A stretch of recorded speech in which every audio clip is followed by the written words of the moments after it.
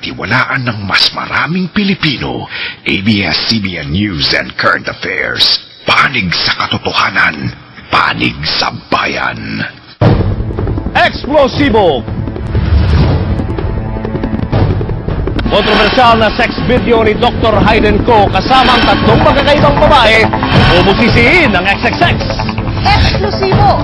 Mga umano'y suspect at responsable sa pagkakalat ng sex video ni Dr. Hayden Ko, tinutukan ng mga otoridad. Expose!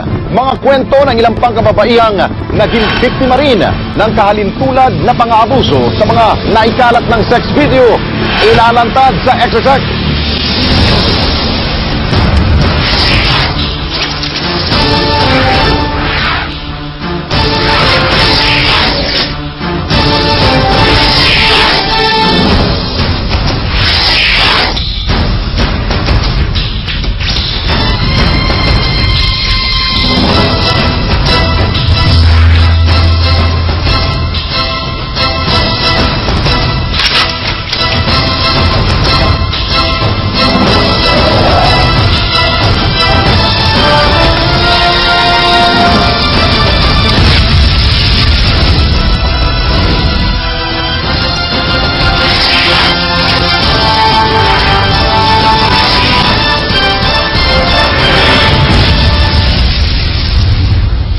Mainit na isyong tinututukan ngayon ng publiko at ng media ang sex video ni Dr. Hayden Ko at ng showbiz personality na si Katrina Halili at ng dalaw pang babae.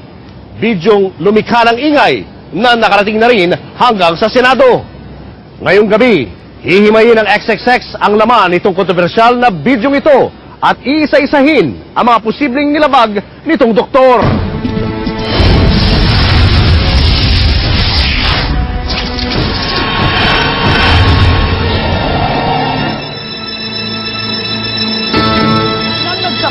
Isa na namang sex scandal ang yumanig sa sambayan ng Pilipino nang pumutok nito lamang nakarang Martes ang balita tungkol sa pagkalat ng serye ng mga may init na sex video na pinagbibidahan ni Dr. Hayden Ko ng kilalang Bello Medical Group at ng tatlong magkakaibang babae na pawang taga-show business.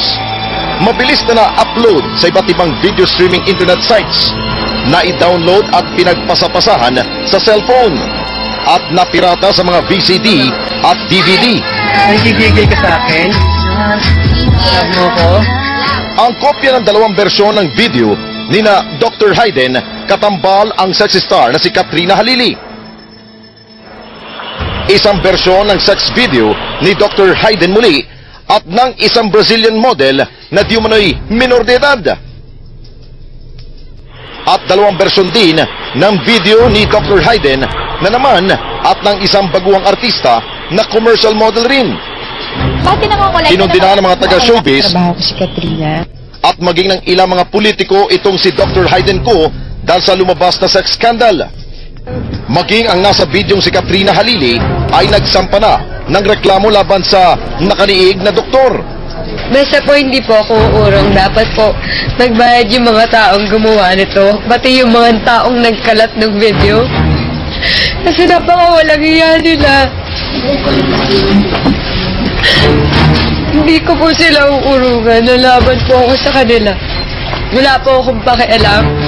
Basta gusto ko magkaroon ng takot yung mga taong gumawa ng ganito ulit.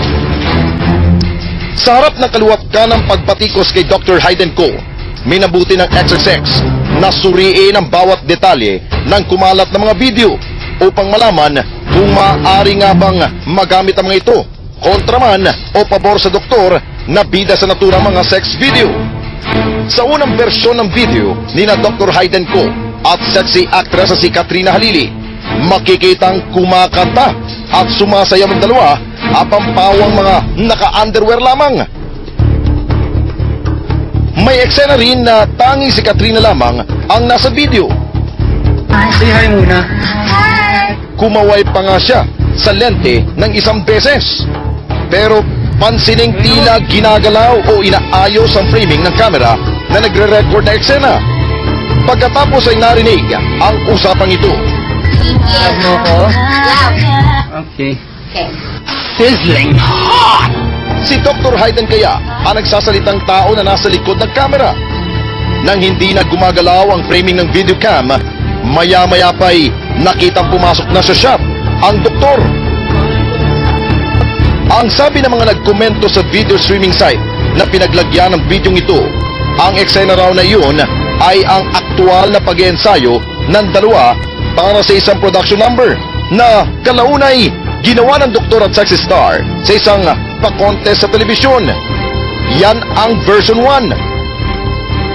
Pero sa sinasabing version 2 ng kanilang video, hindi na pagsasayaw at pagkanta ang nakitang ginagawa ng dalawa, kundi ilang masela na eksenang hindi na maaring ipakita sa telebisyon.